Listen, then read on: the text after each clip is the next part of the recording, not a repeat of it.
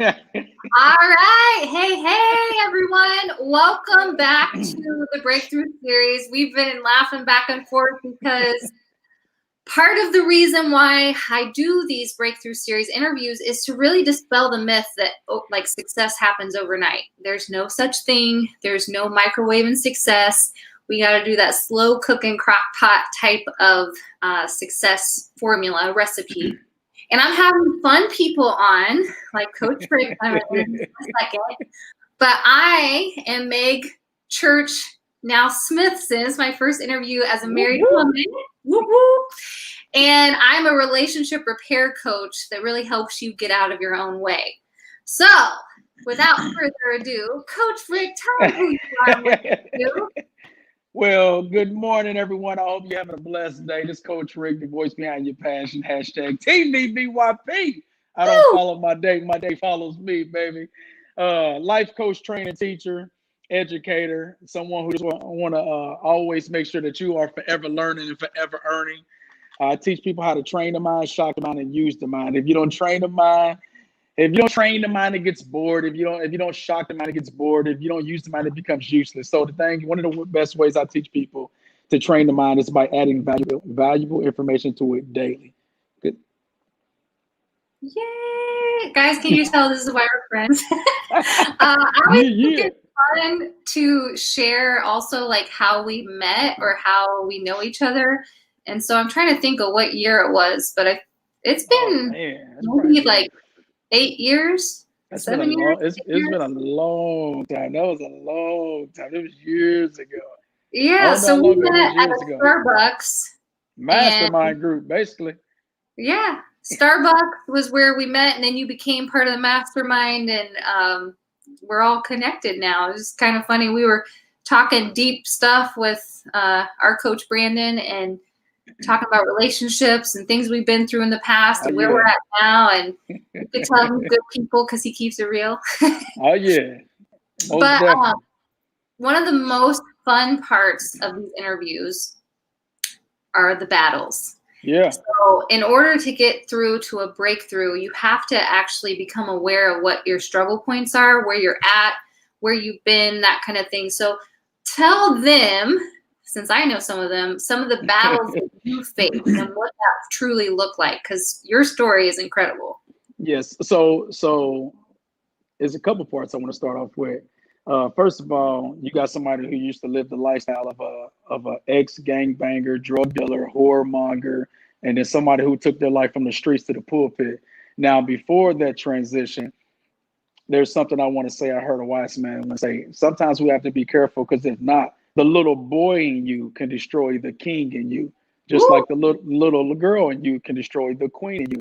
And what I mean by that, as Rick or / Slick was growing up and transitioning to a teenager to an adult, there was a little boy in me that was still struggling for certain things I never got to have the way I wanted it to, as far as with my mother, or it may have been with my father, who is in prison doing life right now. So, and there's so many other different missing parts.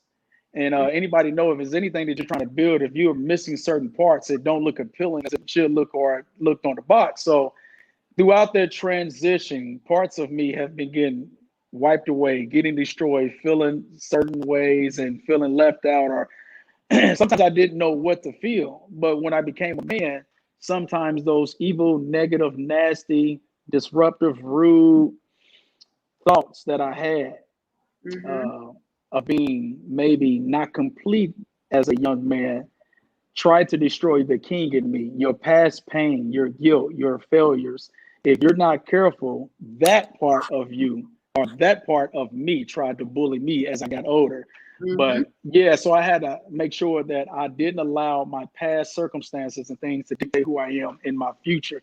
So, but one of the things I want to say that I've been doing, though, Megan, there's a lot of things that Coach Rick is always working on to become more educated in my field, to become more effective as a man, as a husband, as an individual, as a leader in this community, or all the things that I do as a whole. But one of the things that I've been doing, I mentioned earlier, is making sure that my cup is halfway full instead of halfway empty. And what I've been doing is focusing on self-care, reflecting on my failures, and re-strategizing. And what I mean by that, at one point in my life here recently, like a few years back, my anxiety was increasing so much that I didn't even recognize it until I sat down and got coaching, and I sat down and got counseling. I went with my wife and went by myself, and I realized I wasn't focusing on me as much as I should have been. I was more so pouring into everybody else's glass that I didn't take time for someone to pour into me. Or better yet, it's hard to find somebody that's willing to take the time that I do with others to pour into me. So during that process, I try to motivate depression. You cannot motivate depression. I was stressed out. I was hurt. There were times I had suicidal thoughts. There were times that I thought that my past was coming to haunt me. So I went back in defense mode. There were times that I became bitter. The person that usually was real patient is very impatient. You know what I'm saying? The person that loved being around thousands of people. I would go speak and do things around thousands of people, but I love being by myself now, chilling. So a lot of things transition for the good. A lot of things I'm still working on because of the anxiety and because of the depression, because of the worriness, because worriness is in the mind, anxiety is in the body. And then with them two going on at the same time, it feel like I don't want to become nothing. I don't want to do anything. I don't want to go further in life. Be like, what is going on with Coach Rick? This ain't me. I'm the voice behind your passion. You know what I'm saying? I teach you how to be in charge of your day. What is going on with me? I'm praying. I'm asking God. I'm talking. I'm meditating. I'm like, what is taking place? He's like, man, you have to allow the things that you pour into people to be poured into you. Take time out for yourself. And somebody said once before, you got to give yourself, you got to put yourself on a schedule. I may put Megan on the schedule for this interview. I may put my wife on a schedule to date her. I may put my kids on a schedule to be a father. I do all of these things every single day to implement. But when did I schedule my own self out for restoration? So one of the things I've been working on is self-care. I want to read this right here, a statement. Somebody said, true self-care is not about salt baths. It's not about date nights out. It's not about chocolate cakes, etc. But it's about making choices to build a life that you don't need to regularly escape from. Yes. So with that, my anxiety kicked in at one point so bad that I didn't even want to leave the house because I felt in my mind, in my heart, as soon as I leave, something devastating is going to happen. And when I say that, I'm saying when you are stressed out, when your anxiety is out the roof and you're not taking care of yourself or giving yourself exactly what you need, sometimes you'll try to escape the very thing you have been called to be, or you try to escape the very thing you have been called to, and you try to escape life, the thing that was given to you. So if there's anybody out there listening, I just want to share that with you. But most importantly, I want to tell you, be careful of allowing the little king, the little boy and the little girl in you to destroy the king and the queen in you, because you have the potential and you are the solution to somebody's problem. And at one point I felt like I wasn't moving forward. I wasn't moving enough, and I'm not going exactly where I need to become. And it felt like life just came down on me, Meg.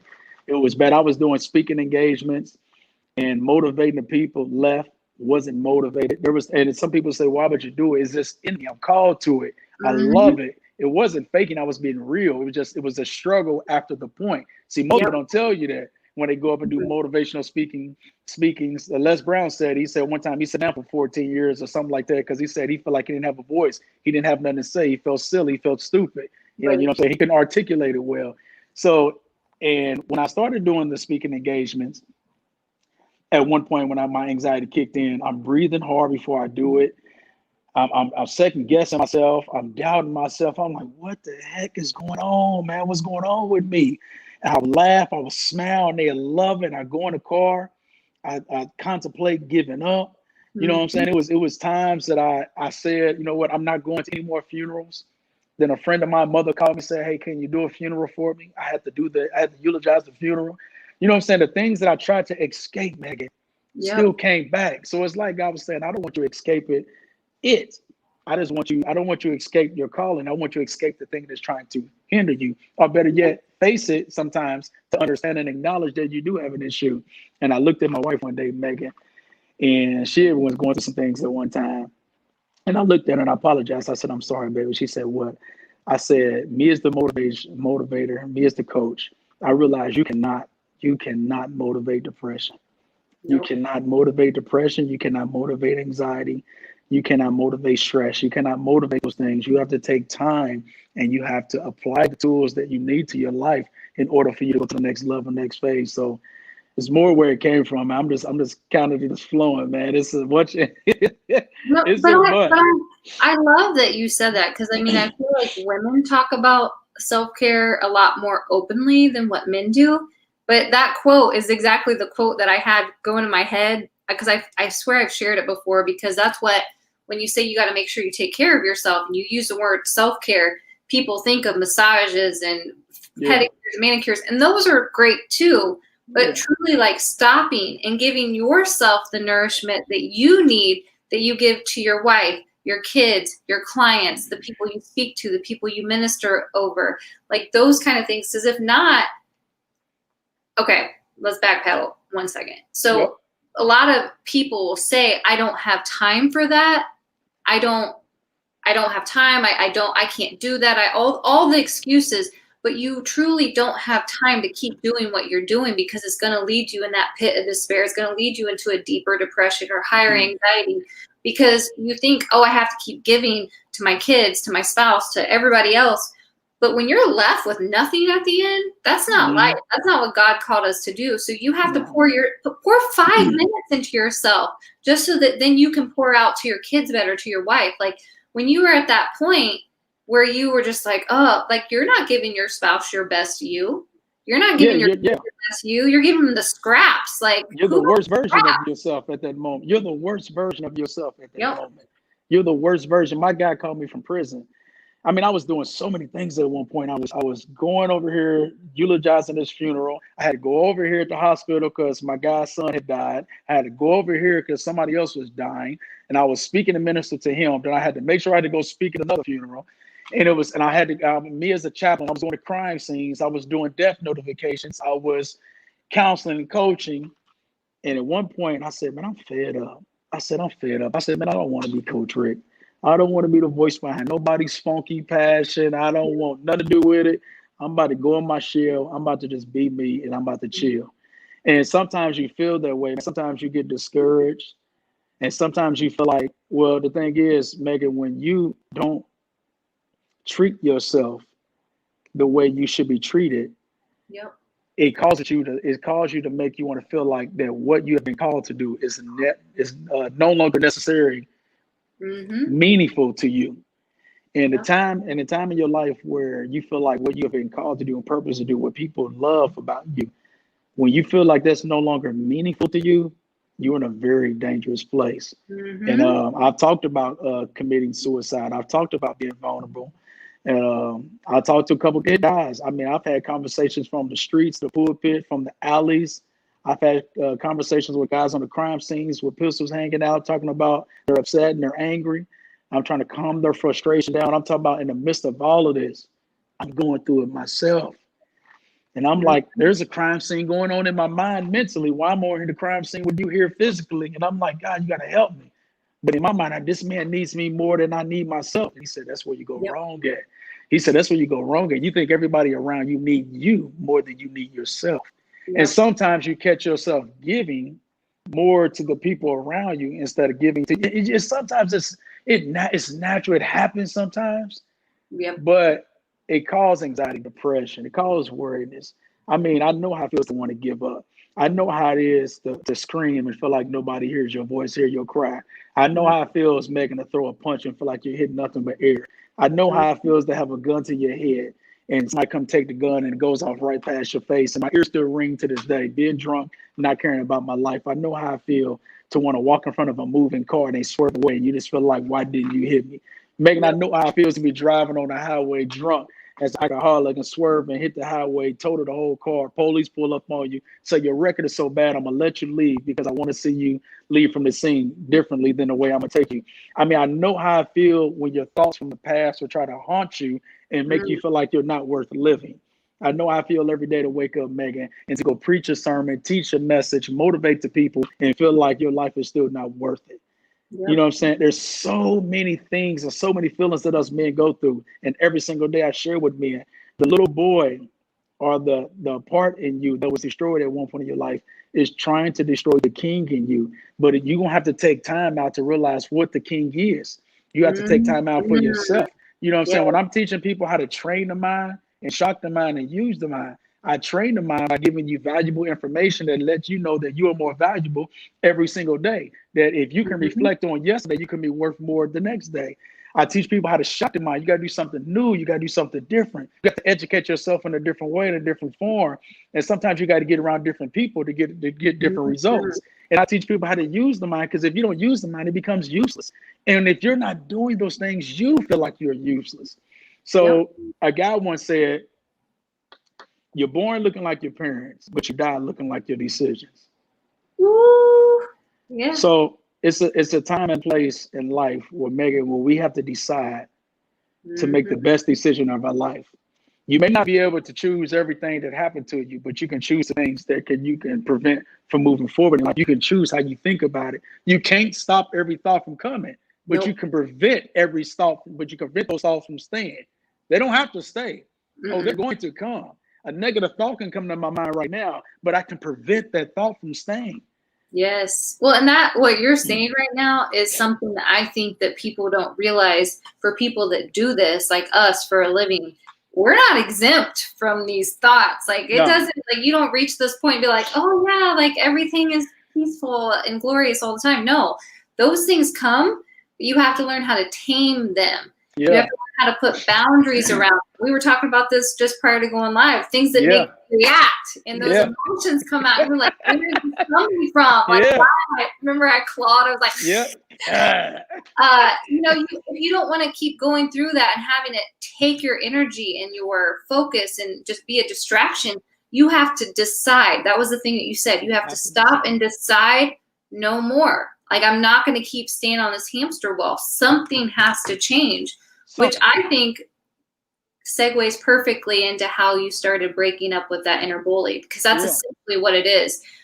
Essentially, the bully, like I like to describe it as, is we might have been bullied, we might have been picked on, we might have had people say things in our lives, but how often are you the person that is putting these past statements or statements you told yourself on replay over and over and over and over again? And that becomes the hymn of your life, the music behind all your decisions. So how do you decide to break up with the bully? What parts do you start doing to get out of your own way is essentially what it's about. One of the things I learned that when it comes to reflecting, I learned this when I became certified with the John Maxwell team. Maxwell? Yeah, I learned that John Maxwell is always talking about reflecting. Yep. And I learned that. And when I started reflecting, Megan, is when I started realizing what I was going through. Sometimes in life, if we just simply take the time to reflect on what's going on in our life and in our mind, you'll realize what's bullying you. Yep. And sometimes, Megan, it's the person that you see in the mirror. Sometimes some people automatically think it's somebody putting their hands on me. No, it's somebody that you can allow to put your thoughts in you. Yes. You don't have to receive everything that's given to you. You don't have to accept everything that's handed to you. So I had to realize one day, I said, when I reflected on some things that I was doing and reflected on the thoughts that I was having, they weren't in agreement. I may be a coach over here. I may be a minister over here. I may be effective over here, but the thoughts that I'm thinking are not aligned with the things that I'm doing. So sometimes you got to ask yourself, what are you doing to sabotage yourself on a daily basis that you're thinking about that's hindering you from the thing that you've been called to do? And one of the ways that I broke up with it is first I start reflecting on my day and thinking about who I am, just like I do with finances or anything. Yep. Secondly, I had to admit it. I had to admit it. It is very hard to admit if you're angry. It's very hard to admit if you're the wrong person. It's very hard as a man to admit and say, I'm weak, I'm worried, I have anxiety, I'm stressed out. It's very hard to admit that I feel like crying when I really want to tell everybody I feel like laughing. You know what I'm saying? People laugh so they don't cry. But you have to admit, you have to acknowledge, and then you have to accept the fact that you must change from there. Yep. And one of the best things you can do is seek out help. Seek out help, seek out counsel, seek out someone who is maybe gifted in that area. Be next to somebody who is going to pour into you the same thing you would pour to everybody else. Show me your friends and show me your future. Show me your friends and I'll show you your future. You got to be around like-minded people that's going where you are or that's already there or headed in the same direction. You got to get around people that will help shape and mold your destiny and your future. Those things will allow me to visualize more of who I need to become or who I was called to be or the things that I love to do, the things that I'm passionate about, more so the things that will hinder me and cause me to feel like I'm nothing or I'm less than a man, I'm less than that. There's something I have right here that I put up. We have to stop using the background noise as a distraction, as an excuse.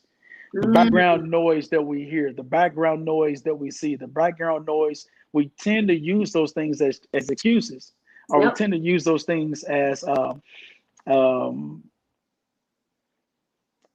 like excuses. I'll just leave it there. We tend to allow those things to ruin us. We tend to allow those things to distract us.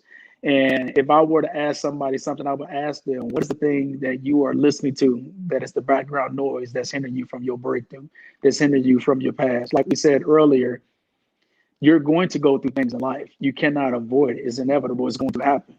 But the things that you're trying to avoid are the things that are the things that is going to lead you to your breakthrough. The process, like we said earlier, is a part of the breakthrough. So I had to realize that I was stressed out. I had to realize that I may need medication. I didn't want to do it, Megan. Oh man, I didn't want to do it. But me realizing that I was stressed out, me realizing that I needed to start taking medication. I mean, even when I looked at the powder, I looked at the bottle with the pills in it, and I said, this is not me. I don't do pills, man. I don't do medication. To me, in my mind, I was saying I don't do weakness. But who's to say you're weak because you're taking time out to do what it takes for you to become better? So it's not that you're weak. You're taking the time out to apply the necessary things that you need to your life to make things more wonderful. You know what I'm saying? Make it more beautiful. Make you see things more clear now. So I no longer look at those pills as a sign of weakness. I no longer look at stress as a sign of weakness. I no longer look at anxiety as a way of giving up and stressed out to the point that you have to quit. It's something that I have to acknowledge, admit. It's something I have to accept as if this is who I am. I have to accept in this moment that this is what I'm dealing with. Yes. And I got help. And then not only that, one of my first counseling sessions was second and third one, and fourth one was by a woman. And I'm not afraid to admit it, and I don't care, and I'm bold. I sat there in front of that woman. I told her all my nasty issues and the things I'm going through. So those things help me out a lot. So dealing with that bully is a beast. It's a beast, but you got to be willing to accept, and you got to know what's bullying you. I know I went on for a moment, but I just had to share that. No, it's true, because it's like we want to put everything outside of us, but truly, like, until you tame the demons inside, the distractions are a devil trap. You know, those things that we think, you know, oh, well, we're not doing drugs, oh, we're not sleeping around, oh, we're not drinking, or whatever it is that I think a lot of times we think of self-sabotage. It can be overworking yourself. It can be pouring too much out of your cup without pouring back in. All these things are distractions because it's allowing you to not show up at your full highest potential, which we know that. But it's like the continuation of hearing that we're trying to outwork and outrun your problems. That's another thing in our realm where it's like, oh, I'll just take on 10,000 more projects and you know, we'll just hope that that's a solution. It's not about that. It's about truly breaking up daily, sometimes second to second, with that inner bully. And when it gets to a point where that depression is so dark you don't want to wake up in the morning, that's a huge wake up call. That's it. You got to say, you know what? I can't keep going on like this. Like, this is not me. I would never want to not wake up. So something's got to give. I need something that's a little bit stronger, that's going to kick me in the butt to get me out of this funk. Whether or not it's pills, you know, some kind of medication to help you. Like, I don't think they're bad. Now, there's a bad connotation that sometimes gets connected to them. Same thing with counseling. People are like, oh, no. If it's going to help you get out of your own way and live another day, by all means, go for it. But we also have to get help along the way to help actually feel the feelings, to deal with ourselves, to heal, to feel in order to heal. Yeah, to And feel then in go order to over heal. there. Look at you. You have to feel in order to heal, coming from Meg. So check this out. Somebody may say, I'm not, like you mentioned earlier, or man, let me use a man for an example. You may say, man, I'm not sleeping on my wife. I'm not hanging with the enemy. But when you sleep and go to bed with negative thoughts that are connected to people who think like the people that you don't want to be around, you're still going with it, going to bed with it. So you may not be going to bed physically with the person, but you're going to bed mentally with the thought. And when you go to bed with the thought, you can wake up with that reaction, which is an emotional decision. So when you wake up in the morning, you're doing something that you're usually not wanting to do. That's not aligned with your routine. That's not aligned with your day. Like I have something that's called a DSR, a daily success routine. I don't care if it's one thing that I say I'm gonna do when I wake up. I must do it, because to me, success is managing every decision that I make on a daily basis. So, but if I go to bed with a negative thought, a negative idea, and if I go to bed with a negative feeling, and I wake up with that emotional reaction, it takes me away from my daily success routine. I also have a PDA, which is a positive daily affirmation. It'll take me away from my positive daily affirmation. I have a PGP, which is a personal growth plan. It'll take me away from my personal growth plan. So that one thought, Megan, can disrupt my entire morning, can throw off my entire day, and make me feel like I'm not even worth living in the moment that I have been given. You feel what I'm saying? Feel it.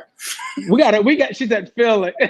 The thing is, Megan, we got to realize as individuals, I had to always remind myself, don't die, Coach Rick, in a life that's worth living for.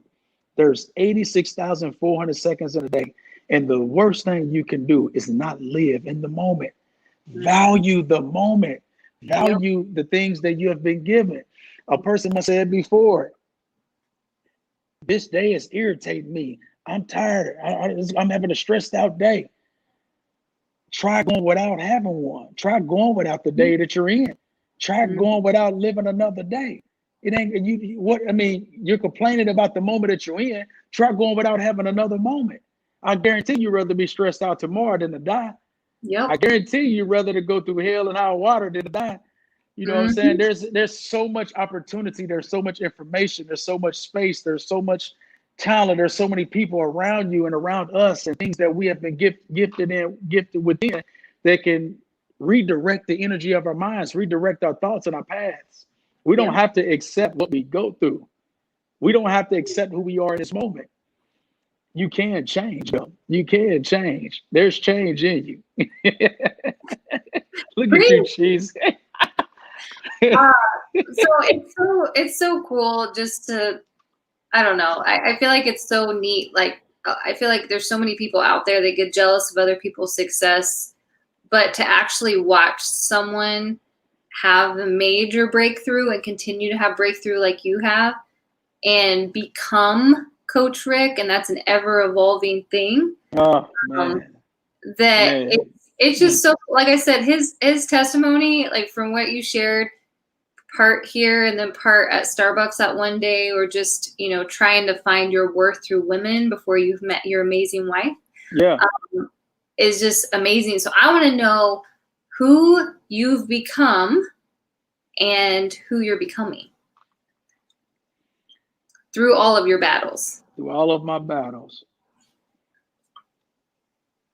Because essentially you help people now with going through that and helping hold people's hand to get to that other side. And the reason I'm trying to think of reason why I was thinking of a word is because when I think about who I have become, has everything to do with me in the beginning. It has everything to do with the person I thought it had everything to do with the person I thought I wasn't valued to be, or had everything to do with the person that I thought that didn't exist. So when some people say who have they become, they think about, I become a coach, I become this, I become that, a doctor, a lawyer, I become a teacher, educator. I've become a man of faith. I've become a man of integrity. I've become a man with hope, direction. I've become a man who is very educated. And the reason I'm saying those things, Megan, because those are the things that I thought I could never become. So I'm telling you who I've become versus who I thought I never could become. I've become a man who can give direction. I've become a man who is a master, has his own master degree in his own field, who he is as an individual. Yes, life coach, trainer, teacher, speaker, all of that. Okay, them are titles. You know what I'm saying? I become a man of integrity, a man that can actually lead his household without going outside the house and feed my flesh. I become a father who can discipline my children, but also look at my daughter and say, I apologize, I made the wrong decision. You know what I'm saying? That's who I have become. That's who I've become. When you become, me and my bro, maybe we talk about it, TC, we talk about when you have became this individual, you no longer have to dwell and ponder on who you were in the past. Yeah. Yeah. So those things right there. So when I'm talking about who I become, it's definition, it's words, it's relentless. It's because I didn't think I could become that person, Megan. I was slick, I had a mouthpiece, I was cool, I was funny, I was this high energy. But at one point in my life, I didn't think I was educated. But now I educate people for a living. At one point in my life, I never thought I would be faithful. But people pay me to speak on marriage. Isn't that You know crazy? what I'm saying? It's crazy. Cool. I never thought that I would be with one woman, and my biggest audience are women when I teach. I mean, I'm trying to tell you, man, God will shape you, he will mold you, and he will take you to do everything that you have been created to do if you're willing to listen to him. To anybody that is listening, there is restoration after devastation. Yes. Hear me when I say that. But the thing that I'm going to challenge you to do, and the thing I'm going to inform you to know, is that you are in charge of your own restoration. I can't restore your breakthrough. I can't restore who you are as an individual. You are in charge of your own breakthrough. And when Megan, I realized that I was in charge of my own breakthrough, my own restoration, I took time out for myself and I said, you know what? I'm gonna have to become the person I have been designed to be. Whether I know what it is or not, I'm gonna find out, but I'm gonna go through it on the way there. Failure is a part of success. I felt like, Megan, I failed probably more than anybody that you've ever interviewed. I felt like I failed so much I should write on it, teach on it, and speak on it. But failure is a part of the breakthrough. I failed so much in life that I said, my wife got to be turned off. But she said, maybe it ain't what you do when you fail. It's what you do after you fail that makes you the person that you are. You know what I'm saying? My wife always reminds me of who I am and what I do. And I just went into that because who you are around has a lot to do with where you're going. You might have heard this quote before, but I feel like on the journey that we are on and what other people are on, it's exactly this. But Winston Churchill said, success is going after one failure to the next without enthusiasm. And it's like, let's go fail some more. Let's go. Yeah. I got that written down. I like that too. And you know what I'm saying? It's very true. We can't quit. We can't throw in the towel.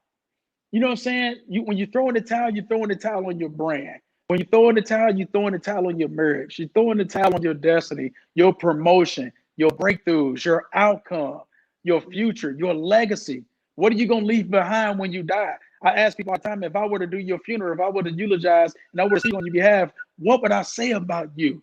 What would the world want to know about you? You know what I'm saying? What would the world want to know about Coach Rick? What would the world want to be impacted by, Megan? When we were to die today, what is the world going to be left with? Check this out. If God had to depend on you, and this is whoever's listening, and that's what I have to say to myself. I have to say it to myself. I got to do a lot of self-talk with self-care, Meg. If God had to depend on you and you're the only person left on earth with the thoughts that you come to your mind and the way that you think, what would the world be left with and what would the world be like? If God had to depend on you with the thoughts that come to your mind, the things that you do, how you react in life every single day, if God had to depend on you to be a source of energy of everybody and around for everybody that's around us and kids and everybody, what will we be left with? And what would the world be like? You know what I'm saying? Sometimes we got to ask ourselves skillful questions to get a proper answer. And you got to ask yourself, you know what I'm saying? One guy told me, he said, hell. I said, so you're telling me, is that the life that you're living now? And he admitted, he said, yeah. I said, do you want to continue that path? Because I know what hells feel like. And at one point in my life, I thought it was one of the best things to live. I didn't care about dying at one point, Megan. I said, I don't care. I don't care if I die. I'm gonna die anyway. Forget it. To the point when it was time for me to change my life, I didn't want to give my life to Christ. I didn't want to get saved because I feel like He gonna kill me anyway. So I might as well die doing what I love to do. I'm gonna sin for the rest of my life. But then I had to realize that I am a leader, and leaders influence. You know what I'm saying? You never know. Everything rises and falls on leadership. And then once you begin to reflect. And once you begin to study and read, which I am an avid reader now. So once you begin to see things that you like, see things that you can impact on people's life, it's hard for you to continue the person that you were when there's so much to the person that you can become. So I know we talked about who you were and who you become, but No, I love it. It's so true, though. I mean, and that question, I mean, I think that that's going to stick with everybody's head. If God had to depend on you, yeah, what would the world look like? And you hope and pray that it's on a day where you're not like in reaction mode. yeah, You know, reaction mode. just give me a good day, you know? So what do you want to leave everyone with? Like, do you want to leave them with a way to connect with you, your page, your social media, like, or just like a tip? One of the things I want to leave with them that I said earlier, to the men that are listening, there's nothing wrong with being vulnerable when you're around the right people that value who you are. It's hard to help someone that is not open for the help, is not open to receive it. To all the men that are listening, I know there are things that we dealt with as little men, little boys, and teenagers that have affected our future. And I know it's hard for you sometimes to overlook that and to get past it. But if you don't challenge and if you don't check that boy in you, it will destroy the king in you. Mm-hmm. And the reason I don't want the king in you to be destroyed, because that's the legacy in you. That's what's leading your wife. That's what's leading your children, your family, your nephews, your nieces, whatever it is. Even if you guys are not on one accord, and even if you guys don't have the relationship you want, the king in you is still what leave the legacy behind you. And don't let that affect you. To the ladies, you know what, I say the same thing. Don't allow the little girl in you to destroy the queen in you. You are a queen. You are not a hood rat. You are not a side chick. You are not some leftover sidebar. You are a queen with potential. You are a queen that the world needs. You know what I'm saying? We exist because of y'all. You know what I'm saying? Y'all birthed us into this future. Don't get too happy. But yeah, y'all birthed us. So there's so many things that I want to share with men and women like that. Yeah, they can reach me on YouTube, the voice behind me, Coach Rick AM Motivation. On Instagram, the voice behind your passion. But most importantly, I just want you guys to know that you are worth every single moment.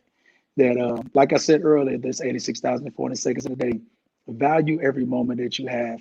Live in the moment. Accept greatness. You don't have to put. I posted up earlier about anxiety. You are stronger than anxiety.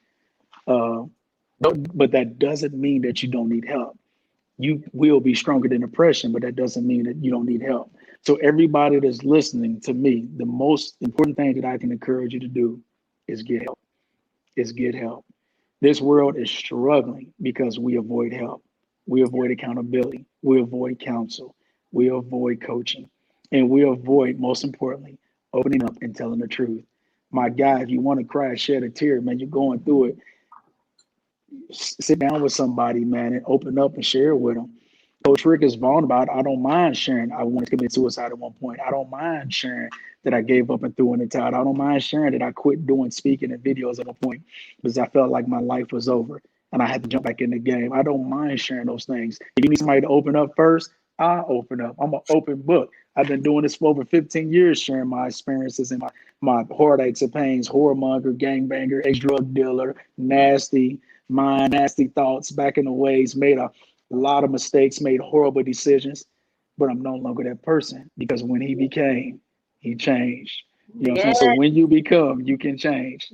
Well, so I love you all. Huh? Something that we had talked about too, off there, is when you are growing and you are becoming more of who God called you to be versus who the flesh wants you to be. It's not easy either because you're still going to be surrounded by people that want you to do things a different way, or they want to hold you hostage to who you were in the past. So despite you being in a dark space or what, still continuing to surround yourself with people that might be just one step ahead of you can help pull you out of that so that you don't stay stuck when people do want to keep calling out your past mistakes and telling you're not going to lead up to anything good in life, and you're a failure, and look, and putting your whole history behind you. So, I mean, whether or not you're in a deep space, deep, dark space, or you're in a space of becoming, like coaching and counsel and help, like, don't think of it as a weakness, as he said earlier. Like, it's one of your biggest strengths, because you're not going to stay stuck quite as long when you have people around you that can help pull you up. Yeah, and it takes you have to be willing to be a leader to do that. Leadership is first private before it's public. Mm-hmm. You got a lot of people in leadership, they want to go public with it before they go private. No, don't go public with leadership if you're not willing to go private. Yep. Don't come on here and go live and make videos and posts and tell me what I should do if you're not willing to accept who you are as an individual. Yes. Like me, I deal with myself daily. You know what I'm saying? Like, my anger at one point has increased. You know what I'm saying? My patience ain't where it used to be. I don't mind it. You know what I'm saying? Sometimes I distance myself from things that I feel like has bothered me or disrupted my spirit. You know, so sometimes it takes me longer to reflect and get back on point. But at the same time, I'm not perfect. I would never be perfect, but I'm always striving his perfect will. Yeah. So Megan, man, you the bomb, man. I appreciate you. Appreciate what you're doing. God is going to bless you in every area of your life. Like I said, I pray that your cup is always remaining halfway full instead of halfway empty. I pray to God, I speak life into you. I speak great companionship. I speak long years of marriage. The type of Notebook. I don't know if you've seen the movie Notebook, but that Notebook type of marriage. Yes. You got to check that. That Titanic type of marriage. But hanging on by a thread, whatever it takes for you to do. But I believe in you.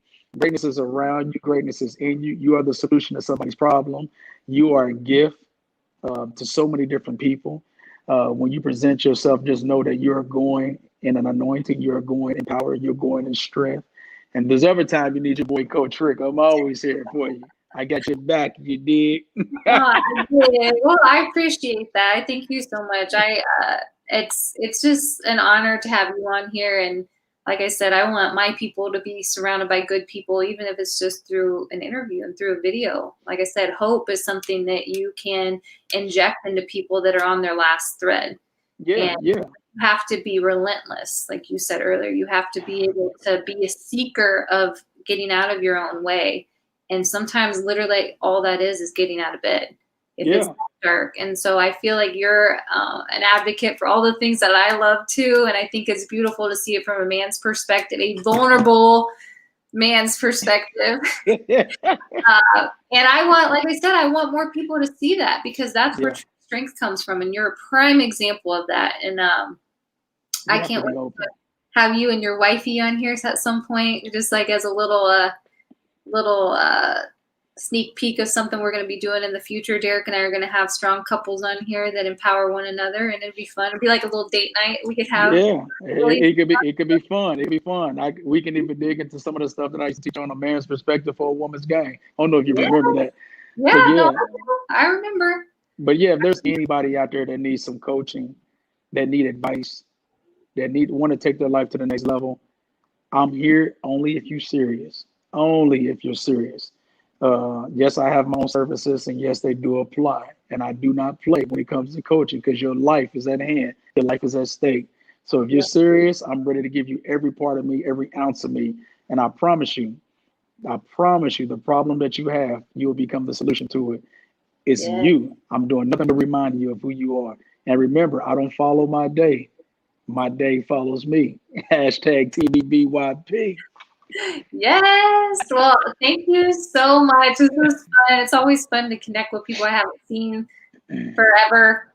Years. I think the last time I saw you was in the gym unexpectedly. I was like, hey, what are you doing here? I don't even think I knew who you were either that time. I know, you were looking at me like no autographs, no, playing. Oh, shut up. All right, guys. Thank you so much. Again, thank you, Coach Rick. Enjoy the rest of your week. Until next time. Bye, guys.